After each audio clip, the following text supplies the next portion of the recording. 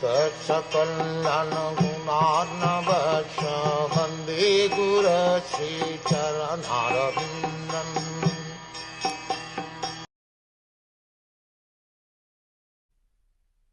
Sri Shukdev Goswami said, O king, unless one is influenced by the energy of the Supreme Personality of Godhead, there is no meaning to the relationship of the pure soul in pure consciousness with the material body. That relationship is just like a dreamer's seeing his own body working.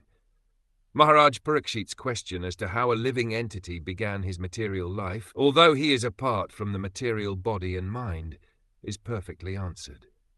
The spirit soul is distinct from the material conception of his life, but he is absorbed in such a material conception because of being influenced by the external energy of the Lord, called Atma Maya. This has already been explained in the first canto in connection with Vyasdev's realization of the Supreme Lord and his external energy. The external energy is controlled by the Lord, and the living entities are controlled by the external energy by the will of the Lord. Therefore, although the living entity is purely conscious in his pure state, he is subordinate to the will of the Lord in being influenced by the external energy of the Lord. In the Bhagavad Gita, also the same thing is confirmed. The Lord is present within the heart of every living entity, and all the living entities' consciousness and forgetfulness are influenced by the Lord. Now the next question automatically made will be why the Lord influences the living entity to such consciousness and forgetfulness. The answer is that the Lord clearly wishes that every living entity be in his pure consciousness as a part and parcel of the Lord, and thus be engaged in the loving service of the Lord as he is constitutionally made. But because the living entity is partially independent also, he may not be willing to serve the Lord, but may try to become as independent as the Lord is. All the non-devotee living entities are desirous of becoming equally as powerful as the Lord, although they are not fit to become so. The living entities are illusioned by the will of the Lord because they wanted to become like him. Like a person who thinks of becoming a king without possessing the necessary qualification, when the living entity desires to become the Lord himself, he is put in a condition of dreaming that he is a king.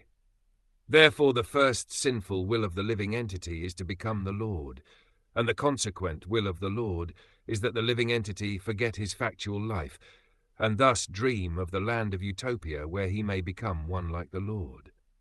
The child cries to have the moon from the mother, and the mother gives the child a mirror to satisfy the crying and disturbing child with the reflection of the moon. Similarly, the crying child of the Lord is given over to the reflection, the material world, to lord it over as kami, and to give this up in frustration to become one with the Lord.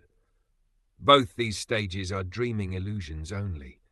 There is no necessity of tracing out the history of when the living entity desired this.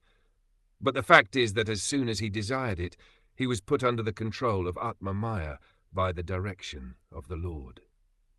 Therefore, the living entity in his material condition is dreaming falsely that this is mine, and this is I. The dream is that the conditioned soul thinks of his material body as I, or falsely thinks that he is the Lord, and that everything in connection with that material body is mine. Thus only in dream does the misconception of I and mine persist life after life. This continues life after life, as long as the living entity is not purely conscious of his identity as the subordinate part and parcel of the Lord.